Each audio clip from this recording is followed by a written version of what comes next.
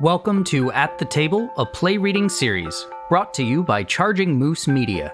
This week, we are sitting down with the playwright of The Breakup, Sara-Mae Tuson.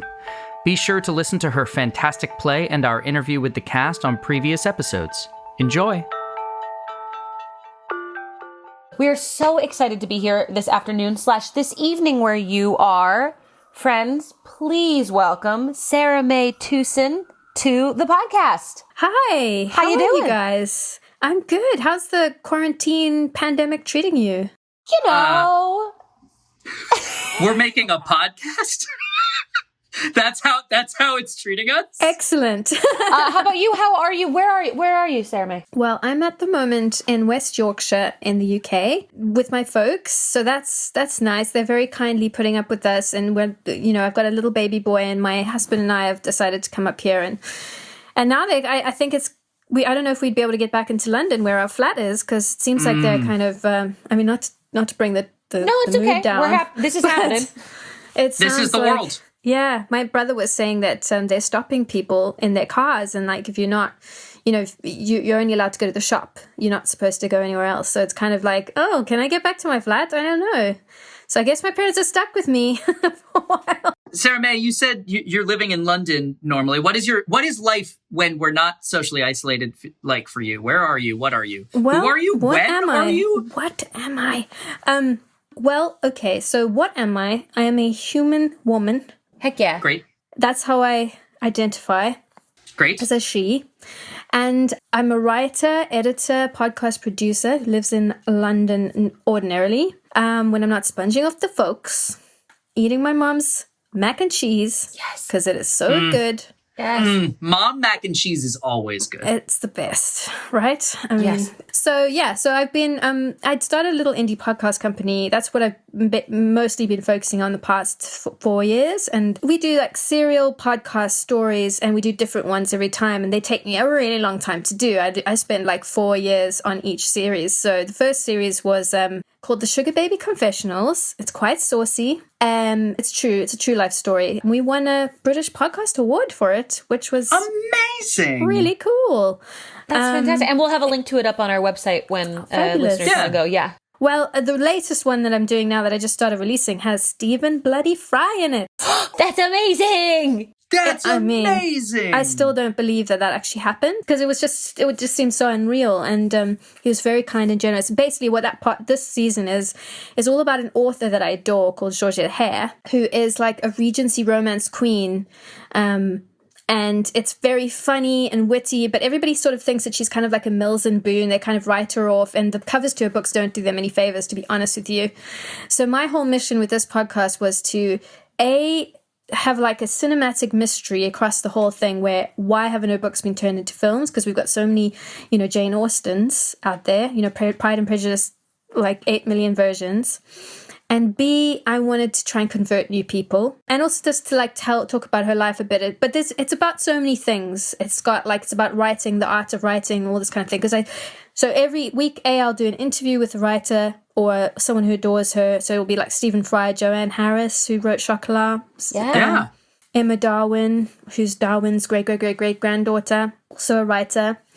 And then week B will be where we do like a book club episode. So you can join in, you can like read the book, and then I try and convert people who've never heard of her, never read her. Some of them never like read romance or anything. But I'm gonna take a break. I'm gonna do half the season, then take a break and do another half. But yeah, so that's what I've been doing. What is your podcast company called? Let's shout them out for all the listeners.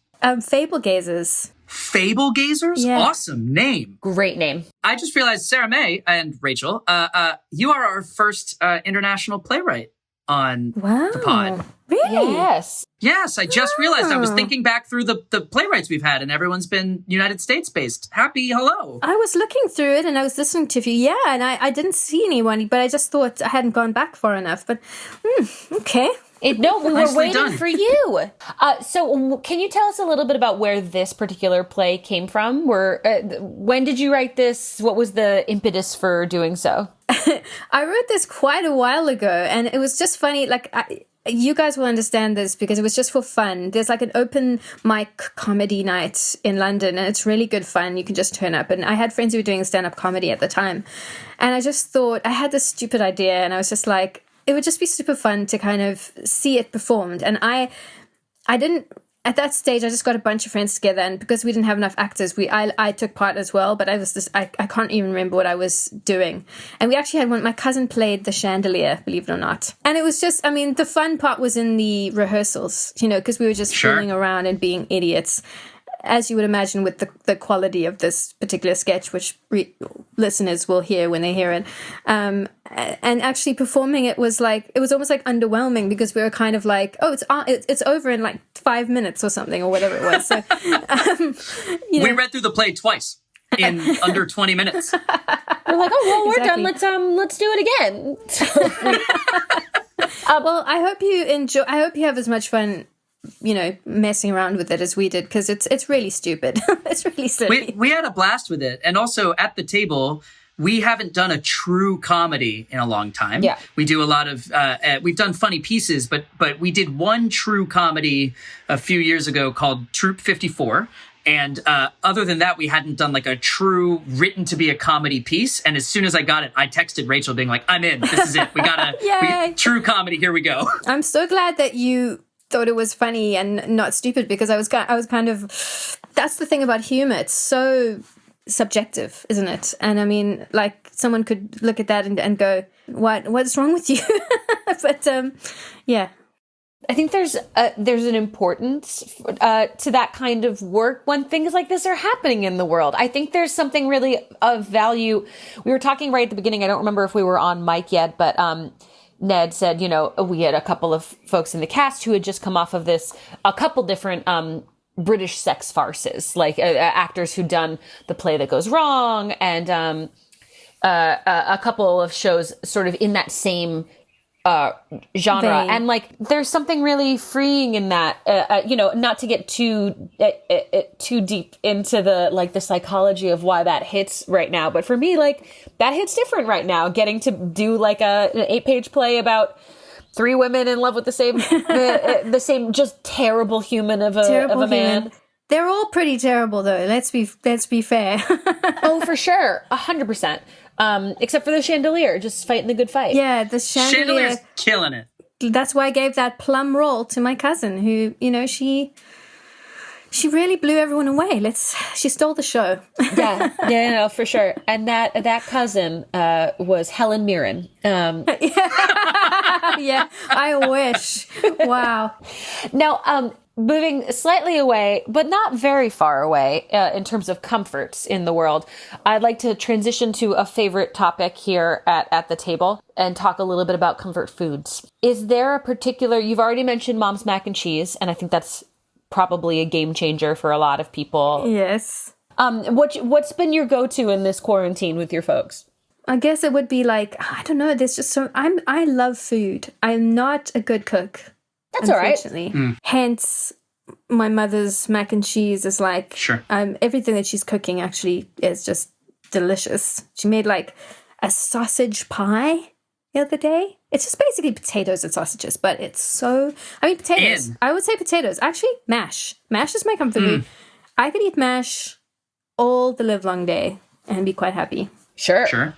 I'm basic. I'm a really basic person. No, that's an incredibly wonderful answer. I also think that answer doesn't read as basic for American listeners in the same way. Nobody has said mashed potatoes here on this podcast, and we ask this question all the time. Oh, really? Of everyone. Yeah, so congrats. I will say our 2 Brit actors aren't here anymore, but one of them is a dear friend that I've known since we were both baby children just out of college, and he's from London. So a lot of my 20s was experiencing what I think is one of the United Kingdom's greatest gifts to the world, which is your junk food. Oh, yeah. Mm-hmm. And I would sell anything in this apartment for a Lion bar right now. Oh, yeah. Including that partner of yours? He would understand. He'd understand. A case of lions, yeah. We have these we call them crisps in the UK. chips, I guess, in the Potato States. chips, yeah, chips. Potato chips. And they're the most disgusting things. They're called knickknacks, and they're the I cheesy. love knickknacks. God, I love knickknacks. Knickknacks, come on. And your fingers stink afterwards because you're just like covered in this like. I lived in London only for a semester of university, and I ate so many knickknacks. You just all knick-knacked up. You guys also have my shout out to British junk food, which is kind of a backwards shout out to American junk food, is you still have the fried apple pie at McDonald's for £1. Oh yeah, we don't do that anymore. There was a health craze here in the States, and they moved them to the baked apple pie. And the baked apple pie is not as good as the fried apple pie that you can still get in McDonald's in England. Yeah. Wow. And there was one on my walk home from the tube to my apartment, and I got one daily. Every single day. Yep. Back when McDonald's was still open. Now you should put in the sound effect of like a barren wasteland. Yeah, just the like howling wind of a tumbleweed. Yeah, absolutely. Sara-Mae, do you have anything either in the pipeline? We already talked about your podcast company, but anything either happening now or that was happening that maybe got paused, or something you got coming up that you want to talk about, shout out, things like that? Well, I already did a little bit. Hair Today, which is the podcast, it's still going. If people want to go back and listen from episode 1 with Stephen Fry, it's an amazing interview. Not because of me. I barely kept it together. So if you want to hear me barely keeping it together, and Stephen Fry just being incredibly intelligent and amazing, and just thank God I know about Georgette Hare, because that's the only point where I could hold my own, like mildly. But I think barely holding on in an interview with Stephen Fry is passing with flying colors. Well, thank you. Yeah, I mean, just listen to his mellifluous voice, and you'll be, you know. But I hope that people will also like join the book club, because we've got time, guys. We've got time to read. And let me tell you something. If you read a Georgette Hare book, one of the good ones, there are a few duds. I guarantee, even in this harsh wasteland hellscape that we find ourselves in, your life will be 25.5% better. I guarantee. So what's the best one that our listeners should pick up and read after they get off this interview? What's the one? Wow. You know, I keep asking this of people, and in one of the interviews actually with Harriet Evans, who's another really great author, Sunday Times bestseller, she has a primo Georgette list that she has. So you can go, if you listen to that interview, you can go, and then there's a link to that. But my personal favorite is called Venetia. It's very gorgeous, swoony, very funny.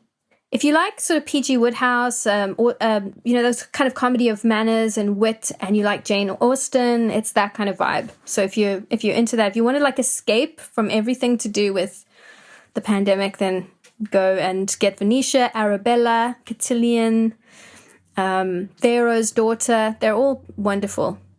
Amazing. I will do this. I need a new good book. Do it. I now have a reading list. Yep, this is perfect. And we will have links to this podcast and possibly, I don't know, I don't put up the links, so I could say we have links to everything, but we'll have links to all sorts of things on our website. Good. So go check them out. Is there anything that you would like to talk about in the midst of all of this craziness? Anything that's keeping you sane, or that you feel like is you're not hearing in the narrative of what people are talking about? Is there anything keeping you afloat? Yes. Yeah. There is. It's a very important topic that no one is talking about. It's that the pandemic is a gendered problem. Have you noticed how my hair looks? I had to cut my hair. I had to cut my own hair.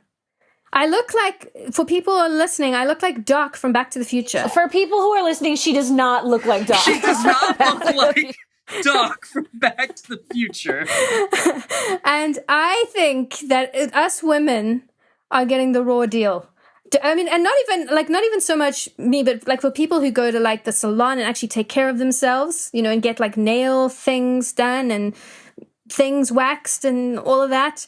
That, you know, I think I want people to think about that, you know. I'm liking it. I'm liking aspects of it. My hair is too long, and that's not great. But like, I'm feeling very sort of like primal. I like not really shaving my legs. Not really. We'll have a picture of that up on the website for everyone who wants to take a look.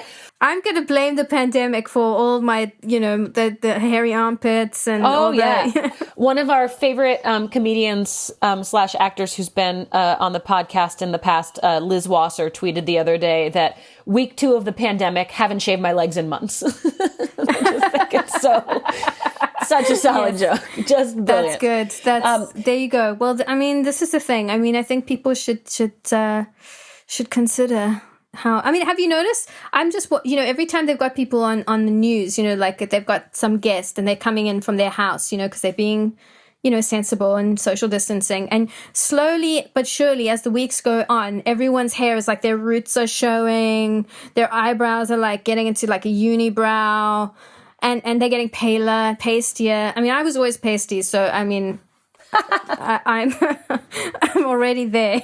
But it's time for house calls. House calls. That's the new. If you're a salon hairdresser, if you're a barber, you can make a lot of money making house calls. No, right you now. shouldn't be doing that. You're not allowed to. You'll be a carrier. You'll be like Typhoid Mary. Typhoid Mary, exactly. Yeah. Because unfortunately, you have to be within 6 feet of someone to cut their hair. I don't know if you know this. That's true. I was trying to think if there was a way to make that to get around that. Like use big clippers. shear clippers. You could maybe one of those hedge clippers, from really far away. Or maybe you tell the person move it to the left. Okay, no, to the right. Guided haircuts. Yeah. Well, you could do that from your home, though, couldn't you? There you go. We've just started a new cottage industry. New business. This is great. We will never have to podcast ever again. This is our $1 million. We're going to teach people to cut hair through a podcast, which is a really bad idea, but here we go. And as you can see, it works very well.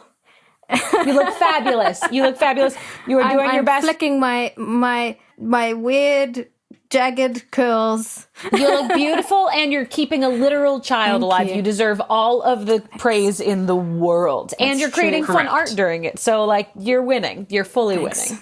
Toads.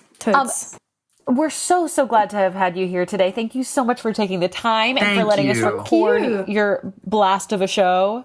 Genuinely did not ever think anyone would be foolish / foresightful enough ? To do this. So have at it, guys. I'm so excited to see what you do with it. I hope to hear back from you once it's been released to know if we were foolish or foresightful. I think I know which already, but thank you so much for taking the time. If you would like any more information on our play or our playwright, you can go to our website. Ned, what is that website? It is chargingmoosemedia.com/@the-table-podcast. You can also find us on social media at the table plays everywhere. Thanks so much for joining us, and we will see you really soon, next week, yeah? Next week, we think. We haven't decided the release schedule, so don't hold us to that once they're releasing. It's a quarantine. You'll be home. We'll see you soon. See you soon. Bye. Bye. Goodbye. You've been listening to At the Table, a play reading series produced by Charging Moose Media. Our artistic director and senior producer is Rachel Flynn. Editor is Ned Donovan. Associate producer is Megan Bagala. Music by Marcus Thorne Bagala. Special thanks to our playwright Sara-Mae Tuson. If you'd like to know more about our show, you can find us online at chargingmoosemedia.com/@the-table-podcast or on social media at the-table-plays. See you next time.